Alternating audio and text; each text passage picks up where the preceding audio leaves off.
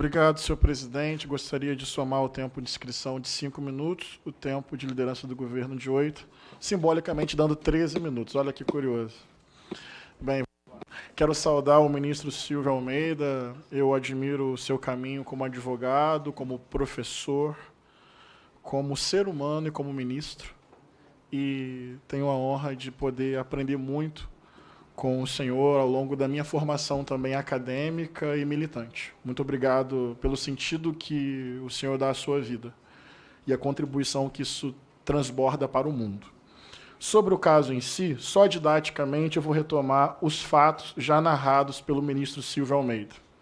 Existe um Sistema Nacional de Prevenção e Combate à Tortura, que tem o Comitê Nacional e os comitês estaduais. São órgãos colegiados com participação do poder público e da sociedade civil. No estado do Amazonas, por meio de edital próprio, a senhora Luciane foi indicada para participar do Encontro Nacional de Comitês e Mecanismos de Combate e Prevenção à Tortura. Esse evento é autônomo e assim tem que ser por força de lei. Decreto número 6085 de 2007. Não há ingerência política sobre o evento por parte do Ministério dos Direitos Humanos. Se eu estiver errado, não tem nenhum problema, pode e deve corrigir para qualificar o meu entendimento. Então, não é que houve uma opção por não fazer a ingerência, porque ela não pode ser feita, inclusive legalmente falando. Ela foi recebida no dia 3 de outubro e a condenação saiu no dia 8 de outubro. Por que eu retomei isso? É porque me parece muito bem explicado. E quando se utiliza esse acontecimento para fazer as seguintes afirmações: apoio velado a bandidos, isso foi dito aqui. O crime organizado ser cortejado, isso foi dito aqui. E relação com o crime. Isso foi dito aqui. Quero fazer o seguinte exercício, ministro Silvio e quem está nos acompanhando. Num bom debate de ideias e com firmeza. Está explicado, documentado, provado. Se essas insinuações continuam, nós estamos agora no campo do oportunismo, no campo da conveniência, e eu quero aqui ressaltar um outro ponto. Estamos no campo da hipocrisia. Porque, veja, se uma mulher casada com um traficante, por meio de um edital, no estado do Amazonas, participou de um encontro nacional, que sequer tinha ingerência política do Ministério de Direitos Humanos. Entenderam o caminho? Isso é caracterizado como relação com o crime. Onde está o oportunismo, a conveniência e a hipocrisia? Vamos lá. Comparação. E não uma comparação de vingança, é pedagógica. Porque tarefa que eu assumi para o nosso mandato é defender um patamar mínimo de democracia no Brasil. E eu entendo que isso significa combater a extrema-direita, com pedagogia. Se esse caminho todo foi utilizado para insinuar relação com o crime, vamos lá. Adriano da Nóbrega, chefe do escritório do crime, grupo de matadores no Rio de Janeiro, relacionado com milícia. Vamos fazer o caminho entre ele e a família Bolsonaro. Vamos?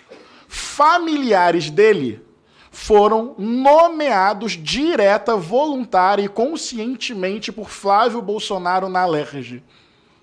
Olha só o caminho, ficou mais curto, direto, transparente e objetivo. Conhecidamente matador, com familiares nomeados diretamente no gabinete de Flávio Bolsonaro. Bem, isso seria o quê, então? Se a história da esposa do traficante gera a afirmação, relação do governo Lula com crime organizado, o que seria isso, ministro Silvio? E aqui não é vingança, é pedagogia. Para a gente identificar onde está a relação com crime organizado no Brasil. Mas não acaba aí, não. Flávio Bolsonaro homenageou publicamente, dando uma medalha a Adriano da Nóbrega na Alerj, o matador do escritório do crime relacionado com a milícia. E no mesmo ano, o seu pai, então deputado federal, defendeu na Câmara, está registrado na taquigrafia, com testemunha ocular na hora, deputado Chico Alencar. Publicamente, Jair Bolsonaro defendeu Adriano da Nóbrega. Estão percebendo algo indireto? Não, é relação direta, orgânica e pública. A família Bolsonaro, inclusive, já se pronunciou publicamente várias vezes defendendo milícia, que é crime organizado, que é máfia, que mata, que estupra, que violenta, que faz exploração ilegal de atividades econômicas. É crime. Mas eu não estou me referindo a um dia Adriano da Nóbrega, um primo dele, visitou o gabinete do Flávio Bolsonaro. Não é isso, não. É relação pública, oficial, formal, de homenagem e de defesa. Então isso seria o quê? Em termos de comparação. Não sei se eu estou me fazendo entender no caminho que eu escolhi para a minha intervenção. Agora tem um exemplo recente. A Luciane, mal ou bem, entrou por caminhos formais. Certo ou errado? Certo. Olha que curioso. Ano passado, senhor ministro, o hacker, lembram do hacker? Com 2 condenações criminais. Sabe onde ele foi, senhor ministro? O hacker, com 2 condenações criminais, ele teve uma agenda com o Bolsonaro. Onde? Na casa presidencial. Olha o nível de escândalo. Não tem nem registro, não tem uma formalidade a ser defendida. Não, foi na casa. E o presidente assumiu isso publicamente. Não, me reuni e o tema era o sistema eleitoral. Por isso que eu estou dizendo que o motivo desse convite tem mais a ver com oportunismo, conveniência e hipocrisia.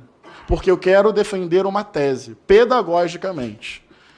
A lógica política da extrema-direita, esta sim, me parece ter relações simbólicas e, por vezes, orgânicas e objetivas com o crime organizado no Brasil. E eu preciso, em nome da democracia, não em nome do toma lá da cá de uma sessão qualquer, dizer que a extrema-direita tem implicações simbólicas e objetivas e orgânicas com crime organizado no Brasil. Sabe o que aconteceu semana passada na Comissão de Segurança Pública? Eu fiz esta fala. E perguntei ao Eduardo Bolsonaro sobre Adriano da Nóbrega, Rony Lessa, escritório do crime e milícias. Está registrado, publicamente, sem edição, sem resposta. Falou sobre Hamas e aborto. Eu quero inverter pedagogicamente e perguntar à extrema-direita, vinculada à família do ex-presidente, mas aí não é, insisto, o primo do Adriano da Nóbrega, que participando de um evento chegou no gabinete do Flávio Bolsonaro. Não é nada disso, não, é relação direta, é homenagem pública. Isso é relação com uma lógica miliciana, mafiosa, ilegal, inconstitucional e criminosa. E por isso é importante fazer o que eles estão fazendo. Para esconder as relações organicamente criminosas, criando factoides para desgastar um governo democrático.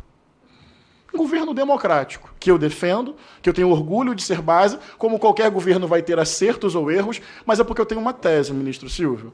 Eu realmente acho que aqui está a democracia. Cabe pluralidade, diversidade, disputa, conflito, esquerda, centro, direita, keynesianos, liberais. Isso é democracia, pluralidade, é pulsante. Tem uma tese, extrema-direita é outra coisa. É uma linha que estruturalmente nega a diversidade, a república e a democracia. E por isso eu estou fazendo essa fala. Porque eu poderia só defender o óbvio, os fatos. Mas eu quis colocar na mesa o contraponto. Me responda a relação de Bolsonaro com Adriano da Nóbrega. Me responda a relação de Bolsonaro com Rony Lessa. Me responda a relação de Bolsonaro com as milícias que controlam mais da metade do território do Rio de Janeiro. E não é me respondam no toma lá da cá, porque isso é orgânico. A extrema-direita, inclusive, aposta no descontrole e na autonomização das forças policiais. E agora, indo para o caso da Papuda, eu quero só confirmar o que o ministro Silvio falou. Primeiro, eu quero lamentar de verdade a morte do Clériston. Porque até por princípios de fé que eu aprendi com a minha avó e com a minha mãe, eu não comemoro a morte de ninguém. toda morte, em algum lugar, fere a minha subjetividade e a minha forma de compreender o mundo. Eu lamento a morte do Clériston, mas o ministro Silvio está sendo muito didático. O sistema prisional brasileiro é uma masmorra. É um estado de ilegalidade permanente. Na Comissão de Segurança Pública, que nós travamos bons debates, eu preciso reconhecer isso, mas aparecem frases como: tinha que sair do presídio para o quinto dos infernos. Sair do presídio, ou seja, a pessoa cumpriu a pena. E depois de cumprir a pena, o que é ir para o quinto dos infernos? Cemitério. Então, no fundo, não se defende nem pena. Se defende execução. Mas o Clériston morreu. E agora surgiu uma preocupação com o sistema prisional. Para o Clériston, não. Eu vou dizer, para o Clériston, não.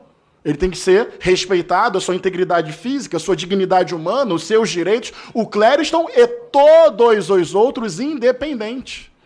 Só que no Brasil, e eu também quero pedagogicamente fazer esse debate, tem uma construção social e racial sobre quem é o bandido. Tem vidas que importam mais, tem vidas que importam menos. No Brasil, CEP confere cidadania. No Brasil, conta bancária confere cidadania. No Brasil, raça confere cidadania.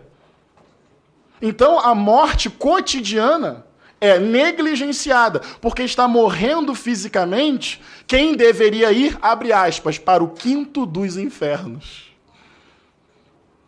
Eu quero corroborar a política do Ministério dos Direitos Humanos, de uma preocupação geral com o sistema prisional, para o respeito ao devido processo legal, inclusive para o respeito à dignidade humana das pessoas que estão presas.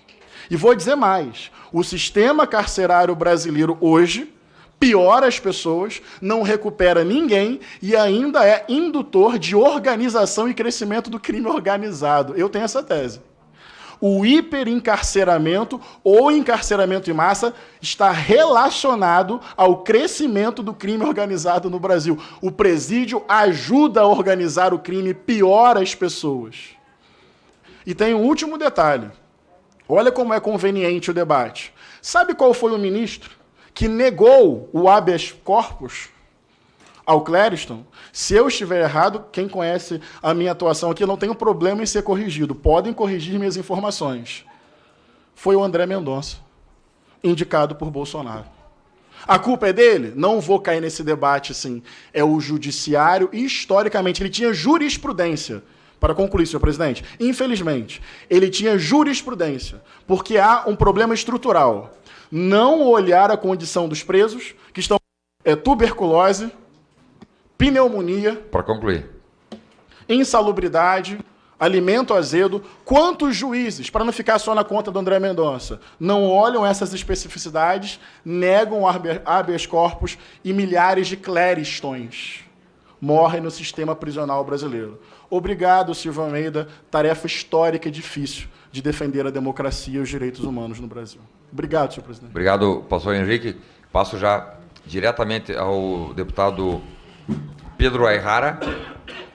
Não, como é que... Bloco? Não, nós estamos no bloco agora. O que me passaram aqui são